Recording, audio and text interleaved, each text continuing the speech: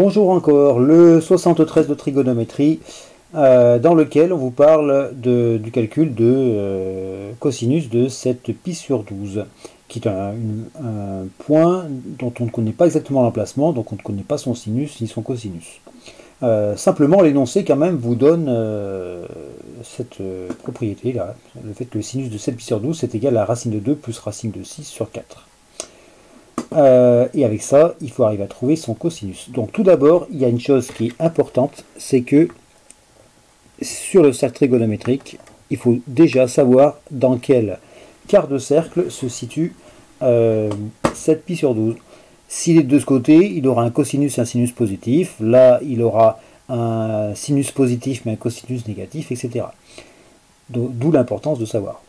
Puisque si on connaît le cosinus carré de x, on sait qu'il y a deux valeurs qui correspondent à ce cosinus carré, c'est tel nombre et son opposé.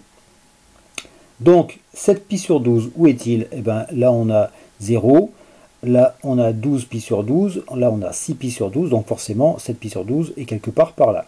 On constate donc tout de suite que son cosinus est positif, ce qui correspond d'ailleurs bien à ceci qui est positif.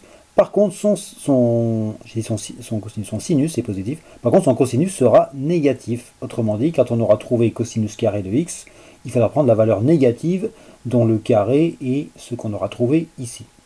Donc, pour arriver à faire tout cela, c'est très simple. On se sert de la formule cos carré de x plus sinus carré de x, hop, égale 1.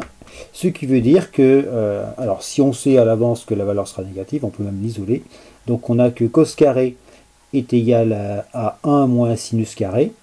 Ce qui veut dire qu'en fait, le cosinus de x, en l'occurrence ici, sera égal à la racine négative de l'équation 1 moins sinus carré de x, c'est-à-dire en fait racine carrée de 1 moins sinus carré de x.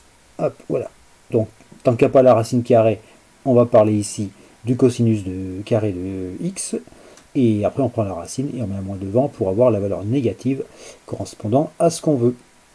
Alors, tout ceci se fait à la calculatrice. C'est-à-dire qu'on prend sa calculatrice, voilà, on tape 1 moins tout ceci au carré. Voilà. La calculatrice vous dit que ça fait ce résultat. Très bien. On s'en contentera, hein, pas la peine de voir les détails. Et ensuite, on en prend la racine carrée avec un moins devant. Et là, de la même façon, la calculatrice va vous dire que la racine carrée de ce qu'on a écrit, finalement, c'est égal à un truc qui doit ressembler à racine de 6 moins racine de 2 sur 4. Mais comme il y a un moins, ça nous donne racine de 2 moins racine de 6 sur 4, qui est bien négatif, puisque la racine de 6 est plus grande que la racine de 2. Parce que 6 est plus grand que 2. Voilà. Donc beaucoup de choses à la calculatrice. L'important c'est vraiment de positionner l'angle qui est ici pour savoir le signe de finalement son cosinus. Voilà, à plus tard.